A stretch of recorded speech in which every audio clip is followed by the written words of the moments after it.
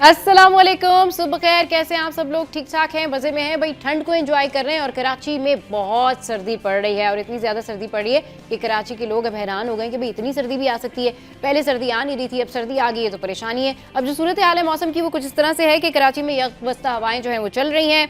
पारा 8 degree centigrade record किया गया है और सर्दी की लहर माह जनवरी के आखिर तक बरकरार रहेगी। तो कराची वाले होशियार रहें, एहतियात करें, गैर ज़रूरी घरों से बाहर ना निकलें। अच्छा जी, आगे बढ़ते हैं और आपके साथ में शेयर करते हैं गुल प्लाजा से मुताल्लिक कुछ स्टैट्स और कुछ जो करंट सिचुएशन है इस वक्त गुल प्लाजा की वो क्या है वो आपके साथ में शेयर करते हैं। अब तक जो हलाकतें उनकी तादाद जो है वो 71 हो चुकी है। 11 अफराद अब भी मलबे तले दबे हुए हैं। ऑलमोस्ट 90% जो रेस्क्यू ऑपरेशन है वो मुकम्मल कर लिया गया है। अब जो सूरत हाल है उसमें कुछ इस तरह से है कि जो रेस्क्यू टीम्स हैं उनको मलबे से 1.5 किलो सोना जो है वो मिला है और मिलने वाले यानी बरामद होने वाले सोने की जो मालियत है वो 6 करोड़ रुपए है। रिजवान नामी दुकानदार हैं जिनको सोना इनके हवाले कर दिया गया है। तो जनाब, कराची से मरी जाने वाले होशियार हो जाएं। अच्छा, जो मरी पुलिस है, वहाँ की जो इंतज़ामिया है, उन्होंने ये कहा है कि जो वहाँ के जो मुकामी अफराद हैं सिर्फ दाखिली रास्तों पर जो है उन्हीं को एंट्री मिलेगी और वही जा सकेंगे मरी। तो सयाह जो है वो वहाँ पर होशियार हो जाएं। अच्छा, मरी में दाखिल होने वाले सयाहों के लिए जो ज़रूरी हिदायत है वो भी जारी कर दी गई है। बर्फ़बारी की वजह से सड़कों पर फिसलन है और हद निगाह बहुत कम है। मरी में दाखिले से कबल तमाम गाड़ियों में स्नो चेन और विंटर टायर का जो इस्तेमाल है वो लाजमी होना चाहिए, वहाँ पर यह कहा गया है। जबकि हिफाजती इंतजामात के बगैर जो है मरी में दाखिले की इजाज़त नहीं दी जा रही है और मरी पुलिस का लोगों को गैर ज़रूरी और रात के वक्त सफ़र ना करने का मशवरा जो है वो दिया गया है और यही कहा गया है कि स्नो चेन जो है ज़रूर लगाएं वहाँ पर। और मरी में जो हालात हैं वो ठीक नहीं है, तो जो भी सयाह वहाँ जाने की सोच रहे हैं तो बिल्कुल भी आप इस वक्त में मरी का रुख ना करें और जो वहाँ पर मौजूद हैं वो बहुत ज़्यादा जो है इस हवाले से ख्याल रखें कि उनको तमाम तर हिफाजती इंतजाम करने चाहिए। आगे बढ़ते हैं जनाब और कुछ बात करते हैं आपको कि तो जनाब बात वही है कि पाकिस्तान बड़ा खूबसूरत है और पाकिस्तान में रहने वाले लोग भी बड़े खूबसूरत हैं और हमारे मुल्क में टैलेंट की कमी नहीं है। और एक ऐसे ही टैलेंटेड और ज़बरदस्त लेजेंड जो है हमारे म्यूजिशियन है विंसे विक्टर, जिन्होंने हमें ज्वाइन किया और आज हम उनसे बात करेंगे कि जो म्यूजिशियंस हैं उनकी ज़िंदगी कैसे होती है और जो आम हालात होते हैं उस पर उनका क्या इम्पैक्ट होता है और इस वक्त हमारी म्यूज़िक इंडस्ट्री में जो है वो कैसा काम हो रहा है। वेलकम करते शो में। अस्सलाम वालेकुम, गुड मॉर्निंग विंसे, कैसे हैं आप? वालेकुम सलाम, good morning, how are you? I am fine. क्या हो रहा है, क्या कुछ चल रहा है म्यूजिक इंडस्ट्री में? क्या कुछ हो रहा है, क्या नया आ रहा है और कैसे देख रहे हैं अब जो लोग जैमिंग कर रहे हैं, अब जो सॉन्ग्स आ रहे हैं वो कैसे लग रहे हैं आपको? पहली बात तो सर्दी बहुत पड़ रही है, चल रही है बहुत और अमेजिंग हो रहा है। मतलब म्यूजिक सीन हमारा बहुत बडिंग है। हाँ, ना सिर्फ ये बल्कि लोग काफी रुझान कर रहे हैं। जैसे पहले जैसे करियर में हम लोग करते थे कि लोग इंजीनियर बन रहे हैं, अकाउंटेंट बन रहे हैं, डॉक्टर बन रहे हैं। हाँ। अब हमारे पास डीजे बहुत से आ रहे हैं, हमारे पास म्यूजिशियंस बहुत से आ रहे हैं, पोइट्स बहुत से हमारे पास आ रहे हैं। तो ओवरऑल देखा जाए तो हमारी इंडस्ट्री बहुत बडिंग है और बहुत प्रॉमिसिंग है। मतलब लड़के 20 साल के, 16 साल के, 16 इयर्स के हमारे पास डीजेस हैं, म्यूजिशियंस हैं, सिंगर्स हैं हमारे पास। सो पाकिस्तान में सच बात है कि टैलेंट की कमी बिल्कुल नहीं है और बहुत जरखेज जमीन है ये। और माशाल्लाह से हम देख सकते हैं कि एक ट्रेंड नया चला है, एक लहर नहीं उठी है। बिल्कुल एक नया ट्रेंड है और म्यूजिक इंडस्ट्री जो है वो भी बहुत राइज कर रही है, नए नए सिंगर्स आ गए। आज आप हमें क्या सुना रहे हैं विंसे? पहली बात तो ये है कि क्योंकि सर्दी बहुत है हाँ। और तो जो लोग धूप के ख्वाहिशमंद हैं और खासतौर पे हम ऐसे लम्हों के ख्वाहिशमंद हैं जब हम अपने कुछ अजीजों को देख सकें, कुछ अपने प्यारों को देख सकें। हाँ। और काफी दफा उनकी मुस्कुराहटें जो हैं हमारे लिए काफी मायने रखती हैं। अच्छा, ये बताएं कि आजकल जैमिंग में क्या हो रहा है? आजकल नए शोज कर रहे हैं, क्या कुछ हो रहा है? बिल्कुल बेशक कर रहे हैं, जैम्स भी कर रहे हैं, सेशंस भी हो रहे हैं। हाँ। So it's on going process जहाँ पे हम लोग सीखते भी हैं, सिखाते भी हैं और इट्स सही, बिल्कुल ठीक है। चलिए जी, विंसे इस वक्त हमारे साथ में मौजूद है और विंसे से हम डिस्कशन कंटिन्यू करेंगे, लेकिन शो में लेते हैं एक छोटा सा ब्रेक। आपने कहीं नहीं जाना, वापस आ रहे हैं।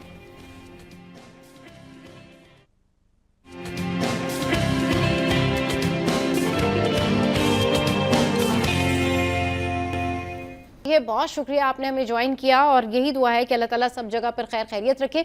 और जब बात यही आती है ना कि दिल खराश वाक़यात देखने के बाद ना बस हालत ऐसी हो जाती है कि कुछ कहने के काबिल नहीं रहता इंसान। अब जिस तरह से विंसे ने बताया कि वो भी वहाँ पर मौजूद थे, अब हम में से भी कोई वहाँ पर मौजूद हो सकता था, वो गए थे 2 घंटे पहले गए थे, वो वहाँ पर मौजूद थे। बहुत शुक्रिया विंसे आपका, आप हमारे शो के लिए आपने वक्त निकाला। अच्छा जी, आगे बढ़ते हैं और अब कुछ बात करते हैं हम कि जो ट्रेंड्स हैं वो अब दिन ब दिन चेंज होते जा रहे हैं, चाहे वो स्टाइलिंग के ट्रेंड्स हों, चाहे वो फैशन के ट्रेंड्स हों, चाहे वो जैसे भी ट्रेंड्स हों, वो बहुत ज़्यादा चेंज होते जा रहे हैं। अब ये जो ट्रेंड्स होते हैं इसमें ऐसे होता है कि शादियों में भी बहुत सारे लोग जो है वो इस तरीके से कर रहे होते हैं कि वो डिफरेंट जो है ड्रेसेस ट्राई कर रहे होते हैं। अब यूजुअली ये होता है कि हमारे यहाँ जो शादियाँ होती हैं बड़ी ट्रेडिशनल शादियाँ होती हैं, बहनें भाभियाँ बेटियाँ सब ये कोशिश करती है कि भाई वो अच्छे अच्छे कपड़े पहने। तो आज हमने सोचा कि हम आपके सामने जो है वो प्रेजेंट करते हैं, आपको आपके साथ में जो है हम शेयर करने जा रहे हैं आस्तीनों पे नई कढ़ाई। अच्छा, ये जो कढ़ाइयाँ हैं ना जी, ये आस्तीनों पे हुई हुई हैं और ये बड़ा ज़बरदस्त काम है। इसमें शीशा भी है, इसमें कुंदन भी है और इसमें जो है वो मुख्तलिफ मोती भी लगे हुए हैं। तो अगर आप एक अच्छा ड्रेस बनाना चाहते हैं, यानी कि अगर आप प्लेन ड्रेस के ऊपर ये आस्तीनें, काम वाली आस्तीनें बनाना चाहते हैं, तो ये आस्तीनें जो है वो आप इस तरह से डिज़ाइन करवा सकते हैं। एक बड़े ज़बरदस्त डिज़ाइनर हैं जिनका ये काम है और इन्होंने ये बड़ा ट्रेडिशनल लुक जो है वो यहाँ पर प्रेजेंट किया है। बड़ी ट्रेडिशनल जो है वो यहाँ पर चीज़ें प्रेजेंट की हैं इन्होंने, और ये आप देख सकते हैं कि किस तरीके से इन्होंने ये कढ़ाई की है या किस तरीके से इन्होंने जो है ये काम किया हुआ है। तो ये ट्रेडिशनल लुक है। हमारे यहाँ जो शादियों में यूजुअली लोग कढ़ाई करते हैं, काम वाली कढ़ाइयाँ करते हैं, तो आस्तीनों का ये जो है ना ज़बरदस्त कढ़ाई है, एम्ब्रॉयडरी है, ये आप देख सकते हैं। अच्छा जी, आगे बढ़ते हैं और अब आपके साथ में जो है वो शेयर करते हैं गोल्ड के प्राइस जो हैं वो क्या है। तो भाई गोल्ड के प्राइस जो हैं वो आपके साथ में शेयर करते हैं। सोने और चांदी की जो कीमतें हैं उन्होंने तमाम रिकॉर्ड्स जो हैं वो तोड़ दिए हैं। अच्छा, अब क्या सिलसिला है कि आलमी बाजार में सरमायाकारों की सोने में महफूज सरमायाकारी पर ख़रीदारी जो है वो जारी है। अच्छा जी, अब क्या है कि आलमी बाजार में सोना $91 महंगा होकर $4,923 फी औंस की नई बुलंद तरीन सतह पर पहुंच गया है और 1 तोला सोना मजीद $9,100 महंगा हो गया है। 1 तोला सोने की कीमत बढ़कर $5,14,662 की नई बुलंद तरीन सतह पर पहुंच गई है और 10 ग्राम सोना $7,802 इजाफे से $4,41,239 की नई बुलंद तरीन सतह पर कायम कर दिया गया है। और 1 तोला चांदी जो है वो $372 इजाफे से पहली बार 10,000 रुपये से भी तजावुज़ कर गई है। 1 तोला चांदी की कीमत तारीख में पहली बार 10,275 रुपये की बुलंद तरीन सतह पर पहुंच गई और सोना महंगा होने की वजह से चांदी की तलब जो है वो मुसलसल बढ़ रही है। तो जनाब, ये सारी सिलसिला है जो मैंने आपके साथ में शेयर किया कि सोने की कीमतें जो हैं वो भी अब इन्हांस कर गई हैं। अच्छा जी, अब कुछ बात कर लेते हैं कि हमारी फैशन इंडस्ट्री में क्या हो रहा है। तो हमने आपको बताया कि भाई अभी जो हमारे ड्रेसेस हैं उसमें नए नए क्या ट्रेंड्स हैं, जो अभी नया ट्रेंड चल रहा है वो क्या है, किस तरह की एम्ब्रॉयडरी हो रही है आस्तीनों पे एंड ऑल दैट। बट हमारी फैशन इंडस्ट्री में क्या कुछ हो रहा है, इस पर बात करने के लिए हमें ज्वाइन किया है सीनियर एक्टर्स भी हैं, फैशन आइकॉन भी हैं, मॉडल भी हैं और अब तो भाई स्टाइलिस्ट भी हैं और लोगों को बताती हैं कि उनको कैसे ग्रूम होना है। तो हमें ज्वाइन किया है नादिया हुसैन ने, उनको शो में वेलकम करते हैं। अस्सलाम वालेकुम Nadia, welcome to the show. I hope आप बिल्कुल ठीक ठाक होंगी। ये बताइए नादिया कि आपकी जो फिटनेस है उसका राज क्या है। लोग आपको फैशन आइकॉन के तौर पर जानते हैं और लोग ये जानना चाहते हैं कि आपकी जो फिटनेस है उसका राज क्या है। फिटनेस का राज definitely a lot I would say is genetics, क्योंकि बहुत ज्यादा मेरे फादर की साइड तो फैमिली की तरफ बहुत ज्यादा मोटापा नहीं है। सो अल्लाह का शुक्र है, I do have good genes, I do have a good metabolism. लेकिन ये कि डेफिनेटली खाने के ऊपर जो है ना वो नजर बहुत रखनी पड़ती है। कम खाना और लिमिटेड पोर्शंस खाना और जितना हो सके एक्सरसाइज को रूटीन में इंक्लूड रखना। But the most important thing is diet control. सही, डाइट कंट्रोल करनी चाहिए। ये बड़ी अच्छी बात आपने की, क्योंकि डाइट कंट्रोल करना ना बहुत सारी खवातीन के लिए बहुत बड़ा मसला होता है। अच्छा नादिया, ये बताएं कि बहुत सारी खवातीन जो है वो आपसे मुतासिर हैं, आपको फॉलो करना चाहती हैं, तो ज़रा आप अपना रूटीन बताएं कि आपका रूटीन क्या है, किस तरीके से आपका लाइफ स्टाइल है, वो कैसे मेनटेन करती हैं आप। अच्छा, तो मैं सुबह में जो हूँ वो नाश्ता एक्चुअली नहीं करती हूँ, बिकॉज लाइक हम लोगों का थोड़ा डिनर जो है वो लेट हो जाता है। So I kind of try and do the जो आपकी जो इंटरमिटेंट फास्टिंग वाला जो एक रूटीन है, मैं वो आजकल जो है वो जितना हो सकता है पॉसिबल मैं उसको रखती हूँ। तो मेरा अप्रोक्सीमेटली जो है ना वो 14 to 16 आवर्स का फास्टिंग जो है वो हो जाता है, क्योंकि जाहिर है रात की नींद और उसके बाद नाश्ता नहीं कर रही हूँ। So by the time that it is lunch time, you know, like it becomes like around 3-4 तक तो बज ही जाते हैं, जब तक कि हम लोग, you know, roughly 3 तक बजते हैं जब तक खाना दोपहर का खाते हैं, and in between 3 to like say 10-11 o'clock, that's the only window I have in which I eat, but उसमें भी usually 2 meals होते हैं. तो you know I am not snacking और एनीथिंग बीच में, यू नो बहुत कम ऐसा होता है कि मैं किसी चीज पे स्नैकिंग कर रही हूँ. यू नो स्नैकिंग भी जो है वो बहुत लिमिटेड है. बहुत अगर हुआ तो चले थोड़ा बहुत चिप्स खा लिए, बट वो भी बिल्कुल जो है ना, मतलब या तो मैंने कोई और खाना नहीं खाया हुआ होता है तो फिर मैं कभी चिप्स खा लेती हूँ, जैसे कि रात में बैठे हुए हैं, यू नो मूवी देख रहे हैं तो जी चिप्स खा रहे हैं, या चिली चिप्स और एनीथिंग ऑफ दैट सॉर्ट, क्योंकि that is a favourite snack of mine. But usually मेरा इंटरमिटेंट फास्टिंग वाली रूटीन चलती है. जी बिल्कुल. अब लोगों को पता चल गया होगा कि आपकी जो डाइट है वो क्या है, आपकी फिटनेस का राज क्या है. अच्छा नादिया, क्योंकि आप स्टाइलिस्ट भी हैं और हेयर ग्रूमिंग आपसे बेहतर कोई नहीं जानता होगा, तो ये बताएं कि आजकल हेयर कलर कराने का ना लोगों को क्रेज़ है, लोग इस हवाले से एक्सटेंशंस भी बाय कर रहे हैं, बहुत सारी चीज़ें कर रहे होते हैं. तो ऐसा कौन सा हेयर कलर है जो लोगों पर सूट करता है और आपको क्या लगता है कि स्टाइलिंग किस तरह की होनी चाहिए? देखिए लुक्स जो है ना वो lot of times it depends totally on preference as well, you know, like हम लोग अगर किसी को सजेस्ट करते हैं कि हाँ जी ठीक है आपके ऊपर ये सूट करेगा नहीं करेगा, लेकिन अ लॉट ऑफ टाइम्स अगर वो ये चाहते हैं कि जी वही चीज जो है वो हो, तो हमें यू नो मजबूरन एट टाइम्स हमें करना पड़ता है, यू नो कि अच्छा चलें ठीक है, लेकिन हम कोशिश ये करते हैं कि उनको प्रॉपर तरीके से गाइडेंस दे के, उनकी स्किन टोन की को देख के, उनके बालों का टेक्सचर देख के, उनकी बालों का वॉल्यूम देख के, लेंथ देख के, फिर जो है वो हम सजेस्ट करें कि हाँ जी ठीक है ये कलर आप पे सूट करेगा या नहीं करेगा. बट आजकल तो अनफॉर्चुनेटली यू नो लाइक बालों की जो क्वालिटी है यू नो वो बहुत ज्यादा खराब हो गई है. यू नो लाइक एक तो पानी का मसला है, हार्मोनल इश्यूज है, स्ट्रेस का इतना ज्यादा फैक्टर है, यू नो कि बाल जो है वो ना इतने ज्यादा थिक है, ना इतने ज्यादा लंबे, ना वॉल्यूम है, टेक्सचर भी बहुत खराब है. मल्टीपल टाइम्स जो है ना वो बालों को कलर करा करा के बाल वैसे भी डैमेज हुए हुए होते हैं. तो यू नो बहुत मुश्किल होता है, लेकिन a lot of times preference क्योंकि जिसकी होती है तो फिर हम लोग इतना ज्यादा अपनी चीज मुसल्लत पर नहीं इतना करते हैं. ठीक, बिल्कुल ठीक कह रही हैं आपको. ज़ाहिर है क्लाइंट की सुननी तो पड़ती ही है. अच्छा बात ये है कि ये बताइए कि आजकल की जो मॉडलिंग है उसको आप कैसे देख रही हैं, क्योंकि आपके टाइम पर जब मॉडलिंग होती थी डेफिनेटली आपने बहुत अच्छा काम किया, इस हवाले से आपने बहुत बेहतरीन काम किया, लोग आपको आइकन के तौर पे जानते हैं, एक पॉजिटिव कंपटीशन भी होता था. आजकल की जो मॉडल्स हैं वो उस तरह से हाईलाइटेड नहीं है, सोशल मीडिया इसकी वजह है, या फिर आप कैसे देख रही हैं कि ये आजकल की जो मॉडल्स हैं वो आइकन नहीं बन सकी हैं, वो उस लेवल तक नहीं पहुँच सकी, या काम उस लेवल का नहीं हो रहा? What do you think on that?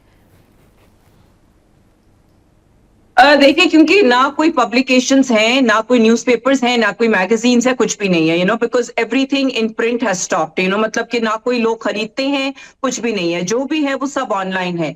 तो ऑनलाइन के ऊपर जो है वो ज्यादातर जो ब्रांड्स हैं वो अपनी कैटलॉग शूट्स कर रहे होते हैं, बिल्कुल बेसिक कैटलॉग शूट्स कर रहे होते हैं जो कि वेबसाइट पे उनकी चीजें डल रही होती हैं.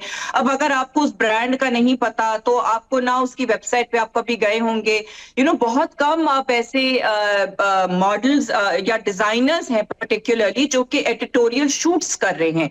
हमारे जमाने में क्योंकि यू नो जो मीडियम ऑफ इंफॉर्मेशन था that was just the magazine और दैट वाज द न्यूज़पेपर, जो कि बहुत लिमिटेड था. जैसे कि अगर आप डॉन न्यूज़पेपर के इमेजेस की बात करें, आप संडे मैगजीन की बात करें, आप एक फैशन वो आता था लाइंस के नाम से आता था, फिर मैग था, शी था, यू नो हेरल्ड मैगजीन थी, फिर उसके बाद हेलो मैगजीन आया. लेकिन सिर्फ इन्हीं जो है वो मैगजीन्स के अंदर शूट्स प्रिंट हुआ करती थी. वेडिंग था, मी एंड माय वेडिंग था, FAQ था, लिबास की मैगजीन थी, ये कुछ चंद ऐसी मैगजीन्स थी. लेकिन लोग मैगजीन खरीदते थे और मैगजीन के वो जब खोलते थे उनको कवर पेज का पता था कि जी ये मॉडल कौन है, उनके इंटरव्यूज आ रहे होते थे, लेकिन source of information was very limited. It was only these magazines, you know. तो अब जो है source of information is the entire internet, the entire social media. There is too much overload of information. तो जाहिर है इसके अंदर बिल्कुल जो है वो डाइल्यूशन हो जाती है. मॉडल कौन है, क्या है,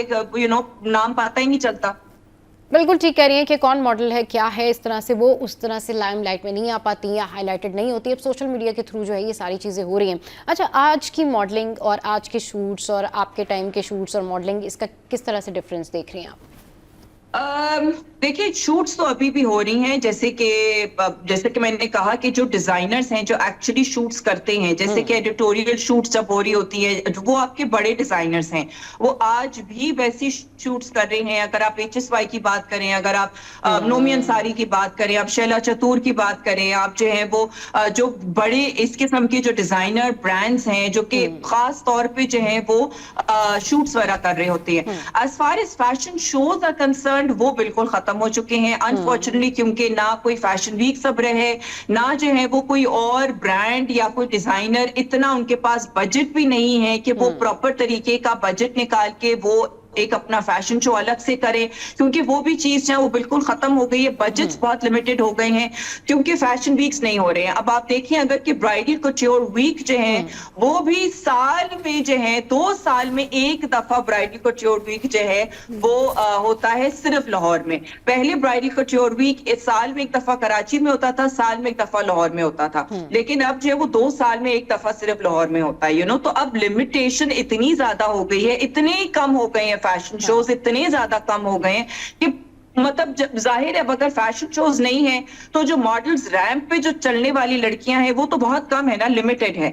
तो जो आपकी जो लड़कियां हैं जो जिनके इंस्टाग्राम बायो में या टिकटॉक बायो में जो है वो मॉडल लिखा हुआ है, वही मॉडल्स जो है वो अवेलेबल है जो कि आपकी कैटलॉग शूट्स भी करती हैं, जो कि ऑनलाइन की ब्रांड्स हैं जहां पे वो शूट्स कर रहे होते हैं। फोटोग्राफर्स भी कौन है ये भी पता नहीं चलता, क्योंकि वो लेवल ऑफ मैगजीन्स भी नहीं रहे हैं कि जो फोटोग्राफर्स को भी बहुत ज्यादा जो है वो मैदान मिले, खुला मैदान मिले खेलने का, कि हाँ भाई मजे की शूट करते हैं। ठीक है, बिल्कुल सही कह रही हैं कि आजकल जो शूट्स हैं वो उस तरह के भी नहीं हैं, फोटोग्राफर्स भी उस तरह के नहीं, लेकिन अभी भी जो बड़े डिजाइनर हैं, बड़े फोटोग्राफर्स हैं, वो बहुत अच्छा काम करें। चलिए जी, डिस्कशन का सिलसिला जारी है। नादिया हुसैन हमारे साथ मौजूद है, आपने कहीं नहीं जाना, या वक्त एक छोटे से ब्रेक का, वापस आएंगे फिर इस गुफ्तगू को आगे बढ़ाएंगे।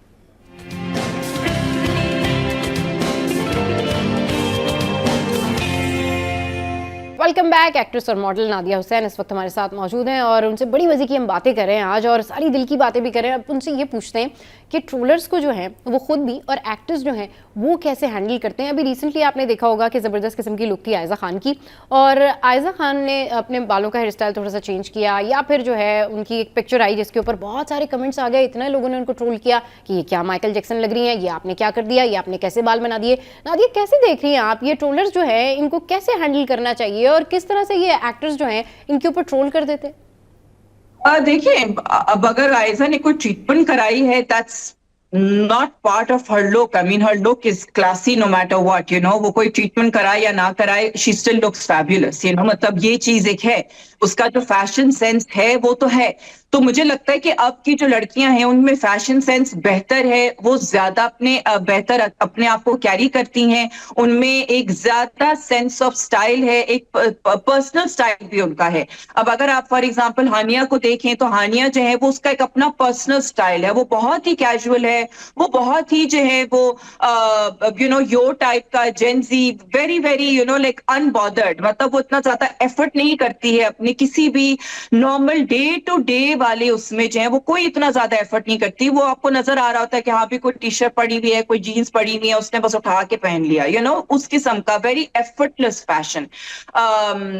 whereas on the other hand there are those जो कि थोड़ा बहुत एफर्ट करते हैं अपनी ड्रेसिंग में, अपनी लुक में, वो भी बिल्कुल जायज है, वो भी बिल्कुल उनका लाइक वजह है, that's totally their own sense of fashion. But fashionable अब की जो लड़के लड़कियां हैं वो और ज्यादा फैशनेबल हो गए हैं, definitely because of the influence of social media. बिल्कुल ठीक कह रही है कि बिल्कुल एफर्टलेस हैं हानिया आमिर ना, मतलब जेंजी टाइप हैं, और लाइक बहुत ज़्यादा एफर्ट नहीं करती हैं अपने लुक्स के लिए, और बहुत नेचुरल भी रहती हैं। अच्छा ये बताएं, आपके फेवरेट एक्टर और एक्ट्रेसेस कौन है? मेरे फेवरेट एक्टर और actress? Yes, favourite actor male में तो मोस्ट सर्टेनली आई वुड से नुमान एजाज, एंड फीमेल में जो है वो, फीमेल में there are plenty actually, but like again मतलब कि कैरेक्टर पे डिपेंड करता है, how good they have played the character. But मुझे लगता है कि 100% नुमान एजाज तो वो ऐसे एक like he metamorphosizes into all characters, तो उनका तो पता ही नहीं चलता है कि वो उनको किस चीज पे जो आप उनके ऊपर उंगली रख सकते हैं क्योंकि वो इतने ज्यादा वर्सेटाइल। बिल्कुल ठीक कह रही है नोमी भाई, इतने वर्सटाइल हैं, उनकी एक्टिंग इतनी ज़बरदस्त है कि जो भी वो कैरेक्टर प्ले करते हैं ना उसमें ढल जाते हैं, ऐसा लगता है कैरेक्टर इनके लिए ही बनाया गया है। अच्छा ये बताएं, आपकी जो फीमेल एक्ट्रेस हैं वो कौन सी फेवरेट हैं, कौन सी एक्ट्रेस आपको सबसे ज़्यादा पसंद है? Again, I would say Sabaa Qamar definitely. I mean, amongst the recent projects that she has done, you know, I have really loved Case Number 9. और बहुत ही जबरदस्त काम उन्होंने किया। और वो जो काम जो सेंसिटिविटी वाला काम था, वो काम जिस तरीके से उसने किया, यू नो, लाइक एक आंखों की आंखों में जो है वो दर्द भी है, लेकिन शक्ल पे जो है वो एक डिटर्मिनेशन भी है। वो दोनों चीजें जो है वो लाना, मुझे लगता है कि वो सिर्फ सबा कमर ही उसने इतने अच्छे तरीके से किया। बिल्कुल ठीक कह रही है, रिवेंज भी है उसके अंदर, दुख भी है और बहुत सारी ऐसी चीज़ें जो उन्होंने साथ में जो है वो एक साथ प्ले किए हैं। अच्छा ये बताएं कि इंस्टाग्राम पर ट्रोलर्स जो हैं वो लोगों को बहुत ज़्यादा ट्रोल करते हैं, मतलब उनको कोई काम नहीं होता लेकिन वो बैठ जाते हैं, ट्रोलिंग के लिए बैठ जाते हैं। आप इंस्टाग्राम पर ट्रोलर्स को कैसे हैंडल करती हैं? देखिए, अब तो मुझे लगता है कि ट्रोलर्स भी जो हैं वो ऐसे ढीठ हो गए हैं। एक जमाने में मुझे लगता है कि शायद ट्रोलर्स को जो है वो थोड़ी बहुत जो है ना वो शायद अक्ल आ जाती थी, या उनको जो है वो शर्म आ जाती थी, लिहाज कर लेते थे शायद। लेकिन अब जो है वो ट्रोलर्स इतने ढीठ हो गए हैं कि उनको फर्क नहीं पड़ता, you know. So I would say कि बहुत दफा जो है वो trollers they are doing it knowingly कि वो जो है ट्रोल कर रहे हैं, और वो जानते पूछते जो हैं वो ऐसी बातें करते हैं और ऐसे कमेंट्स पास करते हैं, नॉट कि उनको जो है वो उनको बस अपने चस्के लेने हैं। सो ये यहाँ पे जो है फिर क्योंकि एक शिफ्ट जो है वो इस ट्रेंड में आया है, इस वजह से अब मुझे फील होता है कि इट इज एब्सोल्युटली पॉइंटलेस कि हम जो है वो किसी को जवाब दें, बिकॉज हमें भी पता होना चाहिए कि ये जो लोग हैं ये गफलत में जो है वो कोई ऐसी बात नहीं कर रहे हैं। They are doing it in spite, they are doing it जानते पूछते, ये स्पाइट में कर रहे हैं, जेलसी में कर रहे हैं, नेगेटिविटी में कर रहे हैं, क्यों, और उनको चस्के लेने हैं, दैट्स इट। बिल्कुल ठीक कह रही हैं कि ये क्यों कोई रिवेंजफुल होते हैं या क्या प्रॉब्लम होती है इन ट्रोलर्स के साथ, मुझे नहीं समझ में आता कि इतने बैड कमेंट, मतलब एक ठीक ठाक चीज़ भी है उसके ऊपर भी इतनी ट्रोलिंग कर देते हैं। अभी रिसेंटली आप देखें मरियम औरंगजेब हैं, उनके हवाले से जो है बिला वजह की बातें की गई, इतनी वो प्यारी लग रही है, इतने प्यारे उनके लुक्स हैं, उस पर आप क्या कहना चाहेंगी? हर बंदे का हक है खूबसूरत लगने का। देखिए, नो डाउट फॉर श्योर कि ये जो ट्रीटमेंट्स वगैरह होती हैं, ये तो फिर 100% मैं भी कह सकती हूँ कि जी जो ट्रीटमेंट्स हैं, क्योंकि मैं ये ट्रीटमेंट्स अपने सैलून में भी करती हूँ, मेरे क्लिनिक पे भी मैं ये ट्रीटमेंट्स करती हूँ, तो 100% ट्रीटमेंट्स का रिजल्ट आता है। जो हम लोग देख रहे हैं विजिबली हमें नजर आ रहा है कि जो ट्रांसफॉर्मेशन अगर हुई है तो वो किस बेसिस पे ट्रांसफॉर्मेशन हुई है, और one can even easily point out कि जी क्या क्या चीजें जो है वो हुई है, चेंज क्या हुआ है, चेंज क्या आया है। It's not just weight loss, there is lots and lots of other things, you know. तो one can easily point out कि हाँ जी ठीक है, ये सब चीजें हुई हैं, और उन चीजों का एक बहुत अच्छा रिजल्ट आया है, which is why not, I mean why not, you know. अगर किसी औरत को करना है, किसी आदमी को करना है, किसी भी इंसान को जो है वो अगर ऐसी ट्रीटमेंट करके अगर वो फील करते हैं कि हाँ जी मुझे अपने अंदर एक चेंज ला के बेहतरी आ सकती है मेरे फेस में, मेरी लुक में, तो why not, I mean why not. Because मैं तो खुद ये ट्रीटमेंट्स करती हूँ, अपने ऊपर भी करती हूँ, अपने क्लाइंट्स पे भी करती हूँ, तो आई प्रमोट दैट। बिल्कुल, और अगर कोई खूबसूरत लगना चाहता है तो उसका पूरा हक है खूबसूरत लगने का। अच्छा ये बताइएगा कि अभी मरियम नवाज जो हैं बहुत प्यारी लग रही थी, अपने बेटे की शादी पर बहुत सारे लोगों ने उनको बेस्ट विशेस भी दी, और हमारे जो एक्टर्स भी हैं उन्होंने भी बहुत अप्रिशिएट किया। इसके अलावा जो पॉलिटिशियंस हैं उन्होंने भी यही कहा कि भाई हम भी चाहते हैं कि हम भी इतने स्मार्ट लगे, हम भी इतनी जो है वो गुड लुकिंग लगे, इतने प्रीटी लगे। बहुत अच्छा, बहुत प्यारा। उन्होंने ज्यादातर तो 2 दिन तो उन्होंने नोमी अंसारी पहना। I love Nomi Ansari, I love his clothes, you know, like absolutely one of my top favourites as well. And एक दिन पे जो है वो उन्होंने इकबाल हुसैन पहना, वो भी आउटफिट बहुत ही जबरदस्त था। बल्कि मरियम औरंगजेब ने भी एक दिन जो है वो नोमी अंसारी का आउटफिट पहना, बाकी दिन का मुझे नहीं याद, लेकिन ये कि you know it was very very gorgeous, it was absolutely appropriate for the kind of event that जो था मेहंदी का, और जो अप्रोप्रिएटली जो है वो उन्होंने कपड़े पहने, और स्टाइलिंग भी जो है वो उनकी as far as the hair and makeup was concern. वैसे तो उन्होंने बहुत ही अपनी जो बाल है वो बिल्कुल सिंपल जिस तरीके से वो रखती हैं वैसे ही रखा, जिस तरह प्लेन जूड़ा टाइप पे, क्योंकि सर पे दुपट्टा रखा हुआ था। सो उसके अलावा बहुत ज्यादा उन्होंने अपनी बालों के साथ जो है वो नहीं उन्होंने एक्सपेरिमेंटेशन की। And even her makeup was pretty much same on all the days, but that's what suited हर।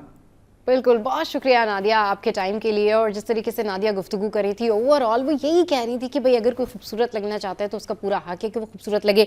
पता नहीं, आई डोंट नो ट्रोलर्स को प्रॉब्लम क्या है। ये जितने भी लोग फेसबुक, ट्विटर, इंस्टाग्राम, लिंक्डइन और बाकी ऐप्स यूज़ करते हैं, ये किस लिए यूज़ करते हैं? आई डोंट नो कि इन्होंने कभी सोचा कि नहीं सोचा कि ये अपना टाइम बर्बाद कर रहे हैं। अगर पूरी दुनिया अगर देखे ना, ये जिन लोगों को फॉलो करते हैं, हॉलीवुड हो, बॉलीवुड हो, या वो इन्फ्लुएंसर्स या वो लोग जो काम की बात करते हैं, ये सिर्फ अपना टाइम ज़ाया करते हैं। अगर आपने रील्स देखनी है तो आप ऐसी रील्स देखें जो कि आपके लिए बेनिफिशियल हों। अगर आपने कोई मयारी काम करना है तो आप वही सर्च करें जो आप करना चाहते हैं। मगर हमारे यहाँ ट्रोलर्स जो हैं वो बाज नहीं आते।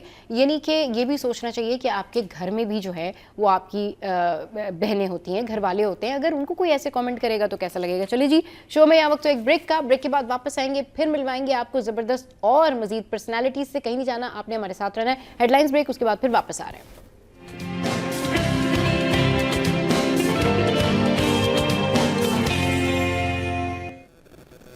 Welcome back. तो भाई अब कुछ बात कर लेते हैं वीज़ा पॉलिसीज़ के हवाले से। अभी रिसेंटली आपने देखा होगा कि अमेरिका ने अपनी वीज़ा पॉलिसीज़ में जो है बहुत सारे चेंजेस किए हैं। इसके अलावा पुर्तगाल में जो है बहुत सारे ऐसी अपॉर्चुनिटीज़ मिले हैं लोगों के लिए कि वो बहुत ज़्यादा लोगों के काम आ सकते हैं।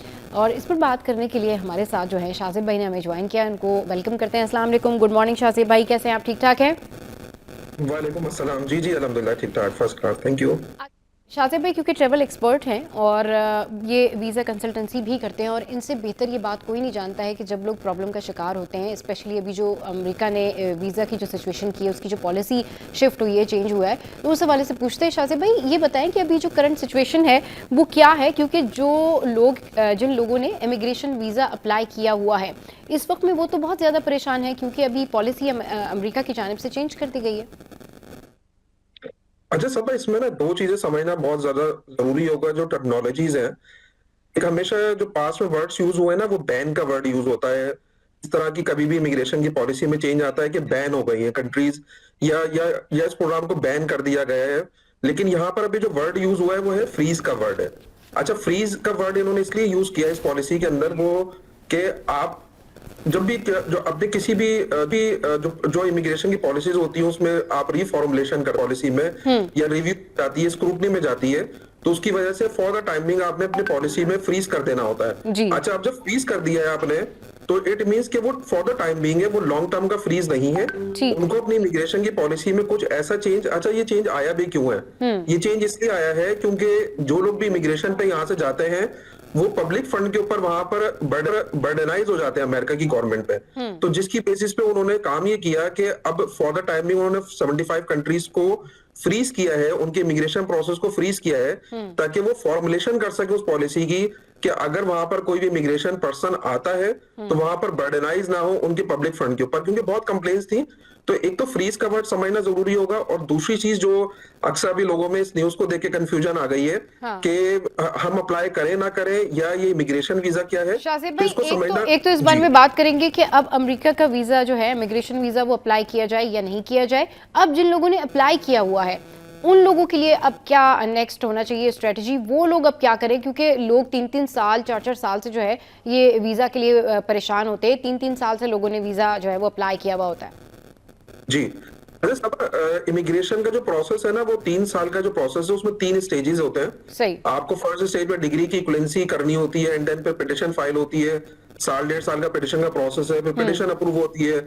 उसके बाद काउंसलर प्रोसेस कहलाता है, जिसमें पूरा वीजा एप्लीकेशन प्रोसेस फाइल होता है। अभी तक तमाम प्रोसेस वैसे ही चल रहे हैं। जिन्होंने अगर आज स्टार्ट लिया है तो उनके तमाम प्रोसेस एज इट इज चलेंगे। उनका इवन काउंसलर प्रोसेस भी होगा, इंटरव्यू भी होगा, या फ्रीज का जो इन्होंने किया है सिलसिला, उसको अगर खत्म कर देते हैं, सबसे पहले उन्हीं को वीजा ग्रांट होगा जिन्होंने ऑलरेडी अप्लाई किया हुआ होगा। तो अभी वो मुख्तलिफ ऑप्शंस को भी एक्सप्लोर कर सकते हैं।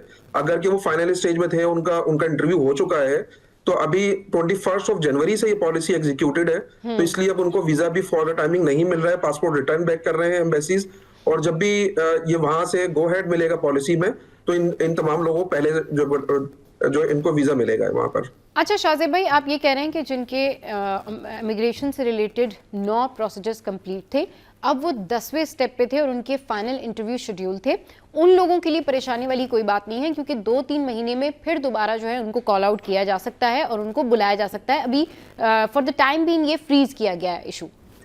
जी अच्छा, मेरी बस ये अपने तौर पे प्रेडिक्शन है, ऐसा नहीं है कि ये 2-3 महीने में हो जाएगा। हो सकता है कि फॉर्मुलेशन के अंदर वो ज्यादा टाइम ले लें, लेकिन इसमें बहुत ज्यादा टाइम नहीं लगेगा, क्योंकि बैन का जब वर्ड यूज होता है तो उसमें हमें लगता है कि ये तो अब लाइफ टाइम बैन हो गया और ये प्रोग्राम बंद ही हो गया है या रिवोक हो गया है। तो ये रिवोक नहीं हुआ है, बेसिकली ये फ्रीज हुआ है। इमिग्रेशन सिर्फ वीजा ग्रांट फ्रीज हुए हैं, और वो भी फॉर द टाइम बीइंग कि आप पब्लिक फंड पे आते हैं। तो मेरा अपना ख्याल ऐसा है कि शायद आने वाले टाइम में डोनाल्ड ट्रंप साहब जो है वो कोई ऐसी पॉलिसी लेकर आ जाएंगे जिसमें, क्योंकि अमेरिका की इमिग्रेशन प्रोग्राम में बैंक स्टेटमेंट की रिक्वायरमेंट नहीं होती है, आपको कुछ भी अमाउंट शो नहीं करना होता। तो हो सकता है कि फ्यूचर में आपको कोई अमाउंट शो करना हो कि मेरे पास 1 साल की फंडिंग मौजूद है, हम आपके ऊपर बर्डनाइज नहीं होंगे, तो हो सकता है ये कोई पॉलिसी आ जाए, इस तरह की पॉलिसी आ जाए। अच्छा जी, पुर्तगाल के हवाले से बताएं कि पुर्तगाल जो है वो बड़ा जबरदस्त जो है वो अट्रैक्शन है और वहां पर अच्छी ऑफर्स हैं, जॉब सीकर्स के लिए बड़ी अच्छी अपॉर्चुनिटी है, जो लोग रिटायर हो रहे हैं उनके लिए बड़ी अच्छी अपॉर्चुनिटी है। तो वो किस तरह अवेल कर सकते हैं ये अपॉर्चुनिटी? एक आम शख्स बैठा हुआ पाकिस्तान में कैसे अप्रोच कर सकता है कि जी मैं पुर्तगाल जाना चाहता हूं, मुझे वीजा अप्लाई करना है, मुझे जॉब हासिल करनी है, तो पुर्तगाल में वो जॉब कैसे हासिल करेगा? ऐसे ही बिल्कुल सब। देखिए बहुत सारे ऐसे कंट्रीज हैं जो विजिटर वीजा, स्टूडेंट वीजा हो गए, इमिग्रेशन वीजा, वर्क वीजा, बहुत सारे तरह के वीजाज इशू करते हैं। लेकिन पोर्टुगल ने 2 ऐसे जबरदस्त किस्म के वीजाज इशू करने शुरू किए हैं, जिसमें एक तो जॉब सीकर वीजा है, जो कि यूरोपियन कंट्रीज का एक ट्रेंड स्टार्ट हो गया है, जिसमें उन्होंने काम ये किया है कि उस ट्रेंड के अंदर वो अपने उन तमाम जो लोगों को लेकर आते हैं कि जो जॉब सर्च कर रहे हैं। उसमें उन्होंने पहले जर्मनी ने किया था, फिर स्वीडन ने किया था, और अब जो है ये बाकायदा पोर्टुगल ने स्टार्ट कर दिया कि अगर आपके पास एक छोटी सी कोई भी डिग्री है, छोटी सी डिग्री का मतलब ये कि अगर आपके 14 इयर्स एजुकेशन है, आपने बीए बीकॉम किया हुआ है, और अगर आप जॉब तलाश करना जाना चाहते हैं, और जाहिर है Portugal is a European country और शेंजन कंट्री के अंदर आता है, तो वो शेंजन कंट्री में आप जाके जॉब सर्च कर रहे हैं, आपके पास 4 महीने का वीजा मौजूद होगा और आप वहां जाके जॉब सर्च कर सकते हैं। और अगर आपको जॉब मिल जाती है वहां जाकर, तो आप वर्क परमिट में कन्वर्ट हो जाते हैं। कितने पैसे लग जाते हैं लोगों के पुर्तगाल जाने में? अब इन्होंने क्योंकि अच्छी ऑफर की हुई है, लोगों को कहा है कि भैया आप जॉब्स के लिए आ सकते हैं यहाँ पर, तो कितने पैसे लगेंगे एक कॉमन पाकिस्तानी को जो सोचता है कि जी मैंने जाना है, अपना फ्यूचर चेंज करना है, पुर्तगाल जाने के लिए?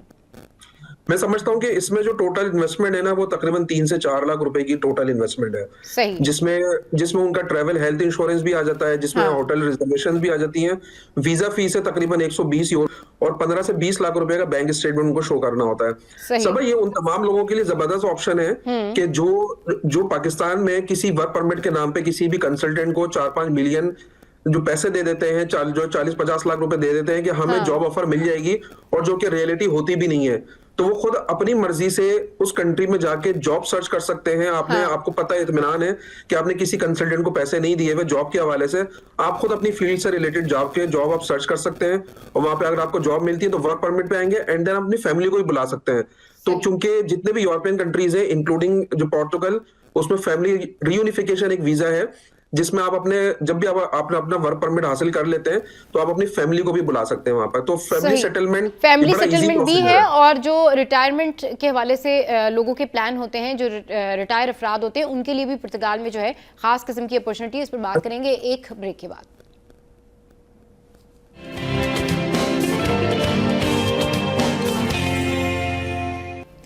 Welcome back. बात कर रहे हैं पुर्तगाल में वीज़ा के लिए बहुत ज़्यादा आसानी कर दी गई है, स्पेशली पाकिस्तानियों के लिए, और इसमें जो रिटायरमेंट वाले अफराद हैं जो रिटायर हो चुके हैं, उनके लिए भी ख़ास किस्म की अपॉर्चुनिटी है। शाहज़ेब भाई ये बताइएगा कि क्या अपॉर्चुनिटीज़ हैं और किस तरह से जो लोग रिटायर हो चुके हैं वो अप्लाई कर सकते हैं?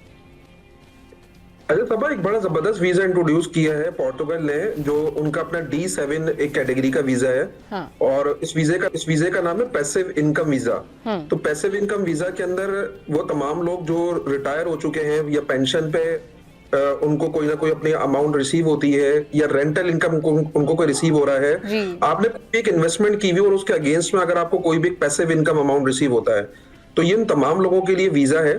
और इसमें एक छोटा सा अमाउंट है जो आपको शो करना है एवरी मंथ, कि आपके पिछले 12 महीने में एवरी मंथ 820 यूरो, जो कि पाकिस्तानी तकरीबन कोई 2.5 से 3 लाख रुपए बनते हैं, जो कि बहुत ज्यादा इनकम नहीं है। हाँ। अगर आपके पास 2.5 से 3 लाख रुपए पर मंथ पिछले 12 महीने में आए हैं आपके अकाउंट स्टेटमेंट पे, तो ये जबरदस्त वीजा है।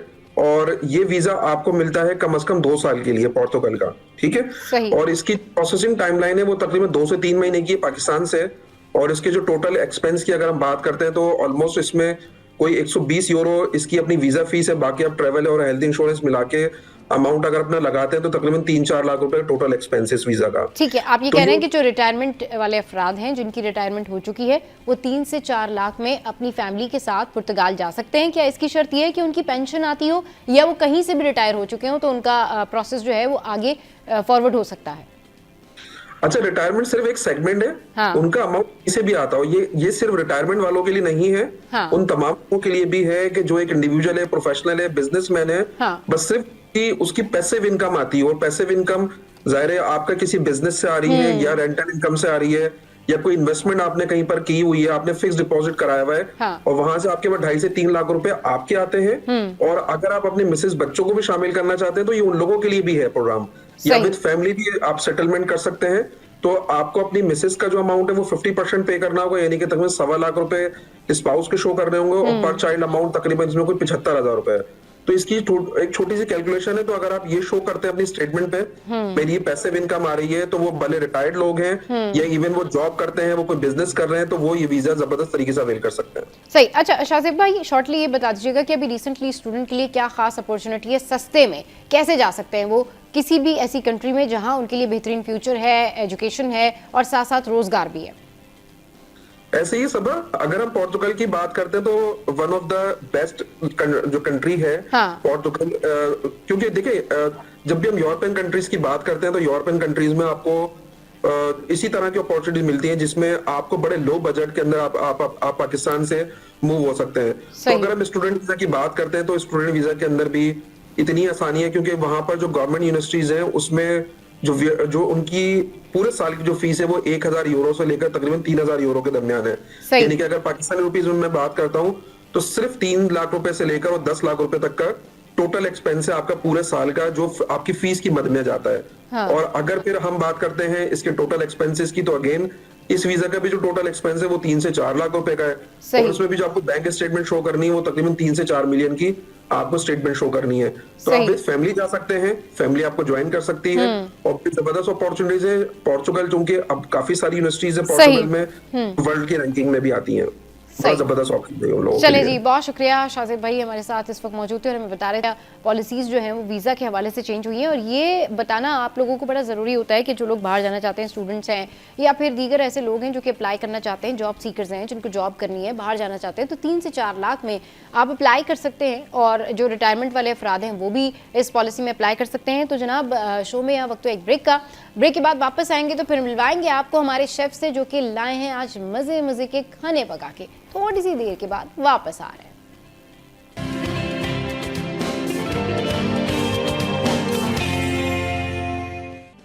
Welcome back. सर्दियों में खाने जो है ना वो लोग बहुत शौक से खाते हैं और खाने भी चाहिए क्योंकि सीज़न ही ऐसा है, आपकी एपेटाइट इंक्रीज़ करता है, आपको शौक होता है कि आप अच्छे अच्छे खाने खाएं, लेकिन उसके लिए पकाना आना चाहिए ना। और बहुत सारी ख़वातीन जो हैं वो ये जानना चाहती हैं कि रेसिपीज़ क्या है। हमारे शो में उनके लिए होती है ज़बरदस्त किस्म की रेसिपीज़ क्या हैं और खाने कैसे बनते हैं, स्पेशली देसी खाने कैसे बनते हैं। आज हमें ज्वाइन किया इस पर बात करने के लिए अब्दुल्ला ने, उनको शो में वेलकम करते हैं। अस्सलाम वालेकुम, गुड मॉर्निंग अब्दुल्ला, कैसे हैं आप? ठीक ठाक हैं? वालेकुम सलाम, अल्लाह का शुक्र, बिल्कुल ठीक ठाक। अच्छा अब्दुल्ला, ये बताइए कि आज आप क्या बना कर लेकर आए? ये बीफ निहारी है। अच्छा। जो कि इससे पहले मैंने एक दफ़ा जो है वो मुगलाई निहारी इंट्रोड्यूस करवाई थी। और ये जो है ये बीफ निहारी है, ये बिल्कुल प्योर देसी स्टाइल में फूड स्ट्रीट स्टाइल के अंदर ये निहारी रेडी हुई हुई है। हाँ सही, बिल्कुल। अच्छा जी अब्दुल्ला, ये बताएं इसकी रेसिपी क्या है और ये निहारी जो मज़े की आप लेके आए हैं ये आपने कैसे बनाई है, ताकि हमारे व्यूवर्स को भी पता चल सके कि भाई इसकी रेसिपी क्या है और ये इतनी डिलिशियस जो है वो कैसे बनती है। बिल्कुल। इसकी रेसिपी बहुत इजी इसकी रेसिपी है। हाँ। इसमें हम लोगों को करना ये है कि पहले स्टार्ट में जो है वो इसका मसाला रेडी करेंगे। हाँ। और मसाला रेडी करने के लिए पहले इसको ड्राई रोस्ट करेंगे। किसी पैन के अंदर जो है वो आपको ये इंग्रेडिएंट्स लेने हैं, जिसमें सौंफ, बड़ी इलायची, छोटी इलायची, दालचीनी और 4 लौंग वाइट पेपर, ब्लैक पेपर और लाल मिर्च इसके अंदर ऐड करके आपको इसको अच्छे तरीके से रोस्ट करना है। और रोस्ट करते टाइम ये ख्याल रखेंगे कि इसको बिल्कुल भी जलाना नहीं है। जब ये रोस्ट हो जाए तो फिर हम लोग इसको साइड पे रख के, ये हमारा इसकी जो मसाला है वो हम लोगों का रेडी हो जाएगा। जैसे काफ़ी लोग जो है वो पैकेट का मसाला भी यूज़ करते हैं। हाँ। तो उससे बेहतर है कि आप इसको रोस्ट करके इसका मसाला खुद रेडी कीजिए। और फिर इसके साथ ही हम लोग जो है वो इसका जो मीट है, जी। जो बॉन्ग का जो मीट होगा, जो बीफ का, जिसमें हम लोग इसको रेडी करेंगे, उसको अच्छे तरीके से नमक के साथ वॉश कर लेंगे। हाँ। और फिर उसको 10 to 15 मिनट्स तक उसको रख देंगे। और सही। फिर हम लोग जो है वो एक बड़े से बर्तन के अंदर, आप जिसमें भी इसको रेडी करना चाह रहे हैं हाँ। उसके अंदर जो है वो ऑयल लीजिए, घी लेके फिर उसके अंदर जो है वो ऑनियन उसमें डालेंगे और उसको जब तक फ्राई करेंगे, जब हाँ। तक वो अच्छे तरीके से ब्राउनिश टाइप का नहीं हो जाता, गोल्डन नहीं हो जाए, जब तक आप उसको फ्राई करेंगे। और फिर उसके अंदर लहसुन अदरक का पेस्ट ऐड होगा। और फिर जो हम लोगों ने मीट जो वॉश करके रखा था वो उसके अंदर मीट ऐड करेंगे और उसको अच्छे तरीके से भूनेंगे। सही। कि जब तक हम लोगों को भूनना है, जब तक मीट का कलर जो है वो चेंज नहीं हो जाता, ब्राउन टाइप का नहीं हो जाता, जब तक हम लोग इसको भूनते रहेंगे। सही। अच्छा, फिर हम लोगों को करना ये है कि जो हम लोगों ने फ्यूजन मसाला जो रेडी किया था निहारी का, वो हम लोग इसके अंदर ऐड करेंगे और लाल मिर्च इसके अंदर डालेंगे, नमक हस्बे जायका इसके अंदर जाएगा और फिर इसको अच्छे तरीके से पकाना है।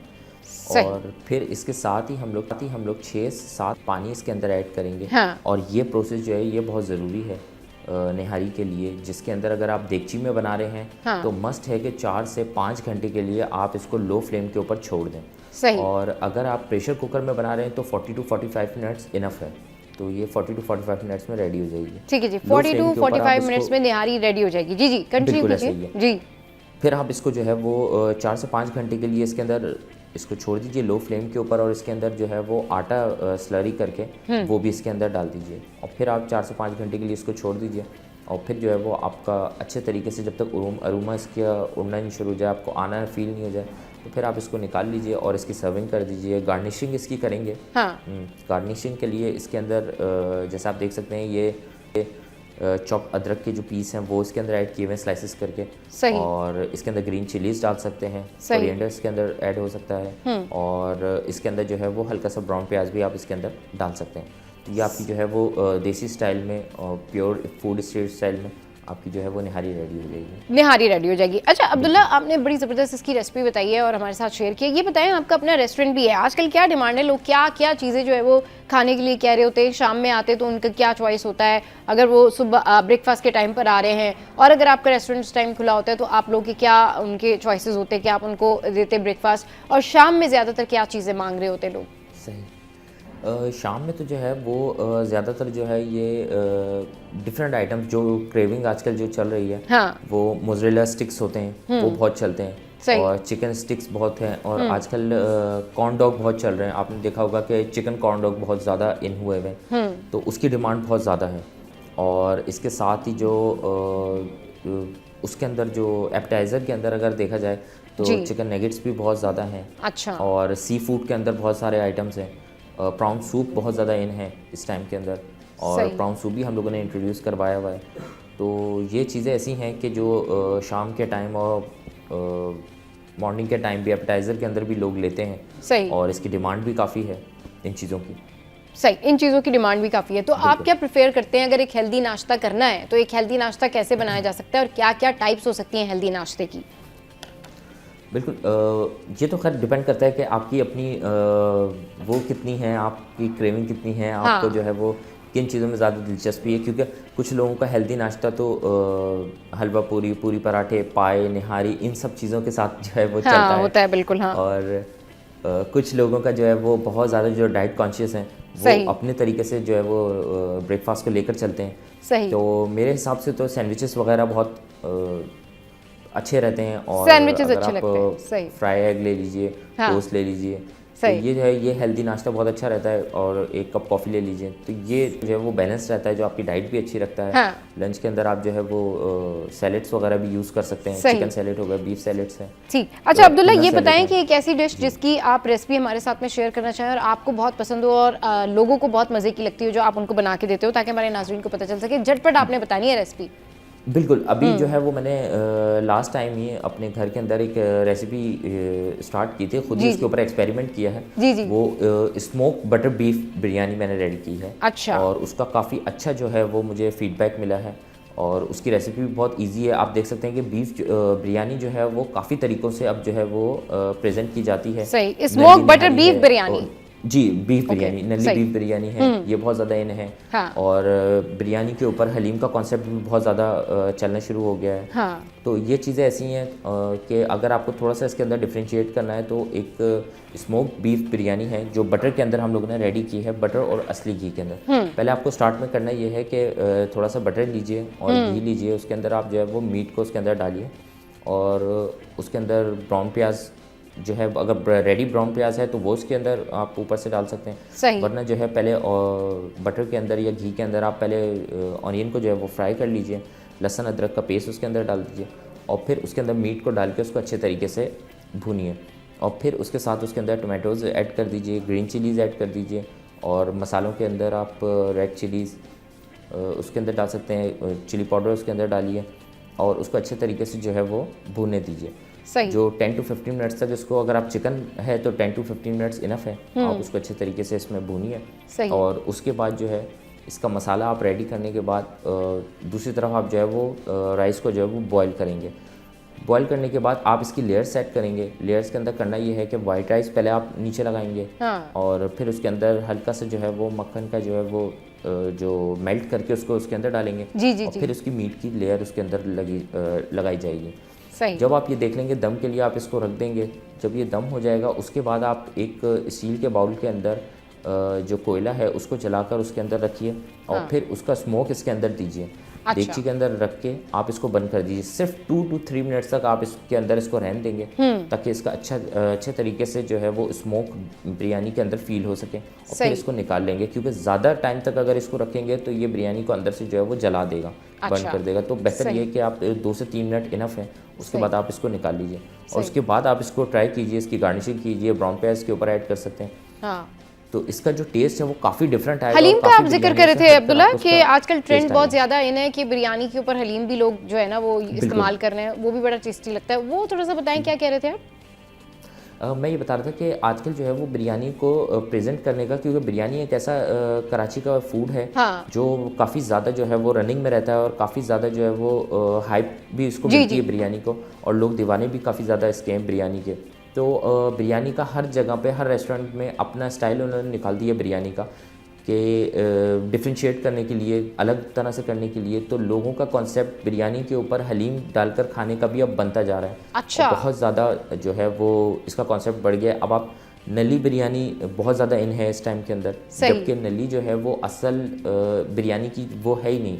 सही। जो बिरयानी का जो मीट होता है उसके अंदर नली यूज़ नहीं की जाती, जी, ये जी। पाई के अंदर होती है, निहारी में होती है, हाँ। इन खानों में होती है। हाँ। लेकिन लोगों ने जो है नए नए एक्सपेरिमेंट किए हैं, हाँ। तो इसी एक्सपेरिमेंट की वजह से मैंने जो है वो अभी ये आपको बीफ बिरयानी की रेसिपी दी है। सही। ये आप ट्राई कीजिए, इंशाल्लाह आपको जो है वो काफ़ी चेंजिंग नज़र आएगी और काफ़ी अच्छा टेस्ट देगी।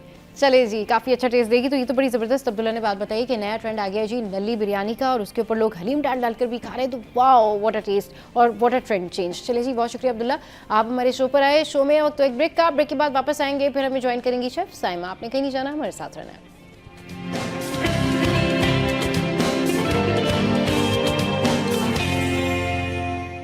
Welcome back. और जिस तरीके से हर चीज़ का ट्रेंड होता है ना, खानों का भी ट्रेंड होता है। अभी जिस तरह से अब्दुल्ला बता के गए कि ट्रेंड चेंज हो रहा है, ट्रेंड तब्दील हो रहा है कराची में खानों का, इसी तरह से हमारे शेफ्स हमें नई नई रेसिपीज़ बताते हैं। और मज़ीद रेसिपीज़ के लिए हमें ज्वाइन किया हमारी शेफ साइमा ने, उनको शो में वेलकम करते हैं। अस्सलाम वालेकुम, welcome to the show, good morning. Morning, वालेकुम अस्सलाम। मैं बिल्कुल ठीक ठाक हूँ सबा, बड़े दिनों बाद आपसे बात और मुलाकात हो रही है। बिल्कुल बिल्कुल, बड़े दिनों बाद मुलाकात हो रही है। तो भाई बड़े दिनों बाद अच्छी अच्छी सी रेसिपीज़ हमारे साथ में, हमारे व्यूवर्स के साथ में ज़रा शेयर करें ना, बताएं आज कौन सी रेसिपी बताने जा रही हैं आप हमें? जी बिल्कुल सबा, मैंने सोचा आज मैं अपनी फैमिली की एक रेसिपी है जो हम लोग काफी ज्यादा बनाते हैं वो शेयर की जाए व्यूअर्स हाँ। से। और ये है मटन स्टू कहलाता है, मटन की रेसिपी है। आप इसको वैसे चिकन में भी बना सकते हैं, बीफ में भी बना सकते हैं। सही। और इसके लिए आप इसको खड़े मसाले का गोश्त भी कह सकते हैं, ठीक है ना। बहुत सारे लोगों के यहाँ ये खड़े मसाले का गोश्त भी कहलाया जाता है। सही। तो इसकी रेसिपी कुछ इस तरीके से है कि हम 1 केजी मटन लेंगे, अच्छा मटन ले लीजिए, मिक्स बोटी जो भी है। उसके साथ आपने इसमें सारे जो है ना साबुत मसाले डालने हैं, ठीक सही। है। अगर आपने 1 केजी मटन लिया है तो 1 केजी ही इसमें स्लाइस किया हुआ प्याज जाएगा। एक देगची ले लें, उसमें ये मटन डाल दें धोकर, फिर उसमें 1 किलो स्लाइस हुआ हुआ प्याज डालें। थोड़ा सा लहसुन दरदरा कूट लें और सही। थोड़ा सा अदरक भी, तकरीबन 1 टेबल स्पून हो ईच, ठीक है। राइट। वो भी आपने साथ ही ऐड कर देना है। उसके बाद नमक डालना है हस्बे जरूरत। फिर आपने ले लेने हैं थोड़े से खड़े मसाले, जिनमें मैं बताती चलूं कि 8 साबुत लाल मिर्चें गोल वाली वो ले लीजिए। 1 टीस्पून के बराबर साबुत काली मिर्च का इस्तेमाल होगा इसमें, जी। और 4 से 5 लौंगे, 1 बादियान का फूल, ठीक है, और 2 सिनेमन स्टिक यानी दालचीनी की जो डंडियां होती हैं वो 2 ले लीजिए, ठीक। ठीक है। 1 चम्मच जीरा होगा, 1 टीस्पून, और 1 टीस्पून ही जो है धनिया, साबुत धनिया को लेके थोड़ा सा दरदरा कूटना है, ठीक है। सही। ये सारा कुछ इसमें जाएगा। उसके बाद आपने इसमें ऑयल डालना है तकरीबन हाफ कप, सही। ये तमाम चीजें डाल के आपने गोश्त में सारा कुछ इकट्ठा चढ़ा देना है पानी डाल के, उस वक्त तक जब तक कि ये गोश्त अच्छे से गलने के करीब आ जाए। 80% आपका गोश्त कुक हो जाए, क्योंकि मटन है तो थोड़ा टाइम लगेगा, 1 घंटा लगेगा तकरीबन, सही है। तो जब इसका जो है पानी रिड्यूस हो जाए और गोश्त बिल्कुल गलने पर आ जाएगा, तो 2 टमाटर आपने इसमें कट करके डाल देने हैं, और बस अब आपने यहाँ से ऑनवर्ड्स जो है भुनाई शुरू कर देनी है इस स्टू की, ठीक है। और उस वक्त तक भूनना है जब तक कि इसके ऊपर ऑयल ना आ जाए, और बस ये फिर गोश्त रेडी हो जाएगा। ये सफेद गोश्त की तरफ नहीं होगा, बल्कि थोड़ा सा गोल्डन ब्राउन की तरफ जाना चाहिए इसका कलर। और जितने भी साबुत मसाले हैं वो इसमें घुल जाएंगे। जो साबुत लाल मिर्च हमने डाली थी उसको आपने ड्यूरिंग भूनते वक्त हल्का हल्का तोड़ लेना है, क्योंकि वही जो है, इसके अलावा आपने देखा मैंने इसमें कोई भी पाउडर मसाला नहीं शामिल किया है। चले जी, यहाँ पर वक्त हुआ एक ब्रेक का। ब्रेक के बाद वापस आते हैं, फिर डिस्कशन को कंटिन्यू करेंगे। साइमा से फिर मीठे की रेसिपी भी तो पूछनी है। Stay with us.